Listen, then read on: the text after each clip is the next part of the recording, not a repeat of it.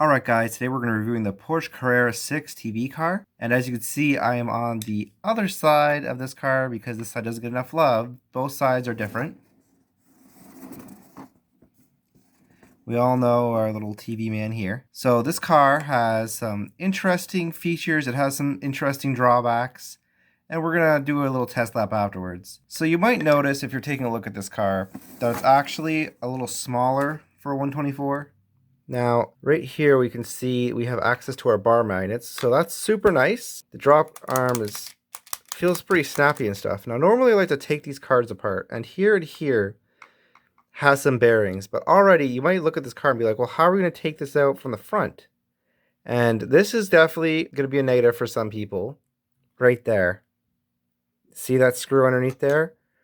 Now you're wondering, how are we going to get this out with this drop arm in the way? And I hope, do not just unclick this video saying this is a complete deal breaker, but you're going to have to like kind of wedge your screwdriver in, and you'll actually have to pop open this drop arm. You have to pop it open to open it up. Okay, that is a negative. The unique feature is that this car does have some suspension. This really isn't going to help, like just the front suspension. This is more of a novelty, I think. And by the way, just so you know, there's going to be a third screw under here that you can't see until you open it up. It has a bearing, like a brass bearing inside. Do not touch that bearing, that screw, because that is what's in charge of your give for your tires. And as you can see, it's at just the right amount of give. I'm barely not grinding it. If you touch that screw, you're going to be loosening this up, and then you're going to have to screw it back. So the third screw down here. Now, the thing about these two screws up here, and I'm going to say this is another negative against this car. This car has a lot of positives. Please don't click off the video. This isn't a complete deal breaker. That's not brass screw holders inside. So if I were to take off this screw here and the screw here inside the chassis, there'd be some brass holders for these things.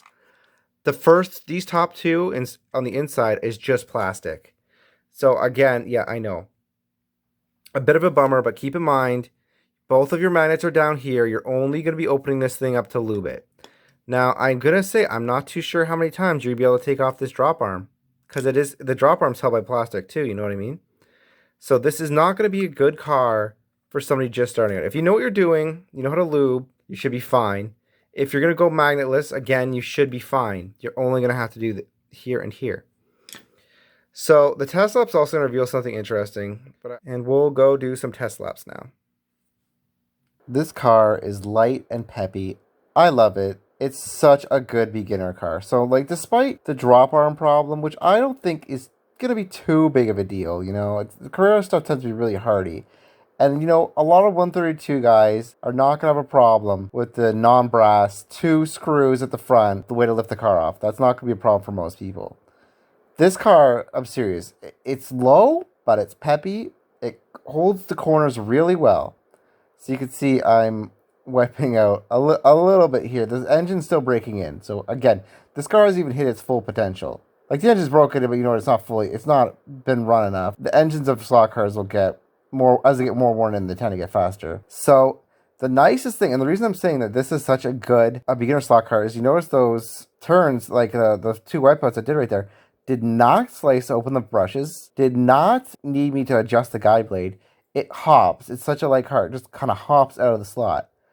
Perfect beginner car. And boy, this thing, you could just see me. It is just flying by like nobody's business. My recommendation for this car is, if you're going to be racing with somebody or you want to have even just a 124 for when somebody comes over, so as to get used to the larger scale slot cars, this is a car you're going to want. Like, if you yourself are experienced with slot cars, this thing really flies for 124. If you're experienced with slot cars, okay, and you like the way it looks, you'll be fine. The only kind of person I would not recommend this for is somebody, if you're racing, if you just got a 124 set, you don't have anybody else experienced with slot cars, that's the only time I would not get this. As long as you're experienced, you'll be fine.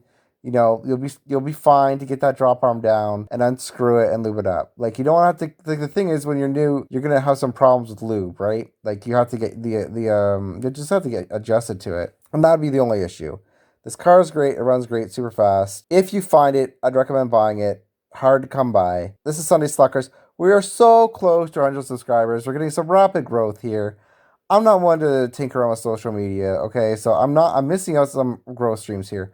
So if you know anybody, right, that's into slot cars, if you could share this video to them, that'd be great. And, you know, feel free to comment. I'll do some replies in the comments as long as it's not too trollish. I'm not one to feed the trolls, but I will reply to your comment. Let's get me to 100 subs. Talk to you guys later.